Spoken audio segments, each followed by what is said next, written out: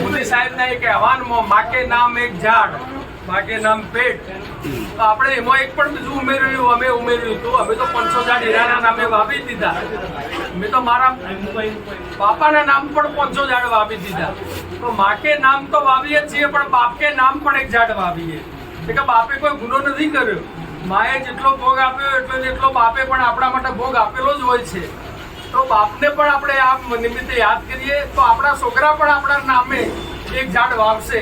તો મેં 500 ઝાડ મારા પપ્પાના નામે અને મારા બાના નામે સાહેબે આહવાન કર્યું એ વખત આપણે વાવી દીધા હતા. આજે પણ આપણે આ એક પ્રોગ્રામ એ રીતે જ રાખ્યું છે કે ભાઈ વૃક્ષની આ કેટલી જરૂરિયાત છે. અલાગત આ ગરમીમાં બધાને ખબર પડી જાય, ઓક્સિજનમાં કોરોનામાં ખબર પડી જાય, તો આવનાર પેઢી માટે આપણે બધા વૃક્ષ વાવીએ. અને જાણીને તમને આનંદ કે મહેસાણા જિલ્લો ગુજરાતનો ગ્રીન જિલ્લો છે આજે. તો એનો જસ કોઈ થતો હોય તો મહેસાણા જિલ્લાના ખેડૂતોને જાય છે, મહેસાણા જિલ્લાના લોકોને જાય છે.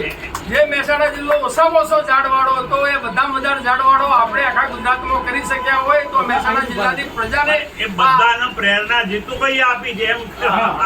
પેડા તો બધા આખી દુનિયા આપતી હોય. બધા પાવાઓ ને બાબાઓ દરરોજ મંડળે સવારે પેડાઓ આપવા, પણ એમાંથી કેટલા આપણે લઈએ. પણ આ વૃક્ષ માટે તો મહેસાણા જિલ્લાએ જે કામ કર્યું છે એ દુનિયામાં એક નમૂનેદાર કામ છે. કે જે 2,87,00,000 ઝાડ છેલ્લે 8 થી 10 વર્ષમાં નવા ઊભા થયા અને એ સર્વાઈવલ થયા. 4 કરોડમાંથી આટલા ઝાડ ઊભા કરવા બહુ નાની વસ્તુ નથી. તો આ જે અવેરનેસ આવી છે અને જે રીતે અત્યારે આપણે આ લોકો ઝાડ વાવવા માટે તૈયાર થયા છે, મા કે નામ ગણો કે પેડ કે નામ ગણો કે ગમે તે નામ ગણો, પણ આ અવેરનેસ આવનાર પેઢીને 100% આપણે આ ગ્લોબલ વોર્મિંગમાંથી બહાર કઢાવીશું. ફરીથી તમે બધા અહીંયા આવ્યા, આટલી મોટી સંખ્યામાં આટલા વહેલા પધાર્યા, એ મારા માટે પણ મિરેકલ છે. મારા ઉપરનો પ્રેમ આ દર્શાવે છે. ફરીથી તમારો બધાનો દિલથી ખૂબ ખૂબ આભાર માનું છું. અને આ ઝાડ લઈ જઈએ, પણ ઝાડ વાવવા માટે નહીં, ઝાડને ઉછેરવા માટે લઈ જઈએ. ઝાડ વાવવું તો બધા લાખો ઝાડ લોકો વાવે છે, પણ ઉછેરવું બહુ મહત્વનું છે. તો 3 વર્ષ સુધી આ ઝાડ જો આપણે સાચવીએ તો આ ઝાડ બાળકમાંથી જેમ માણસ બને એમ ઝાડમાંથી છોડમાંથી આ ઝાડ બને છે.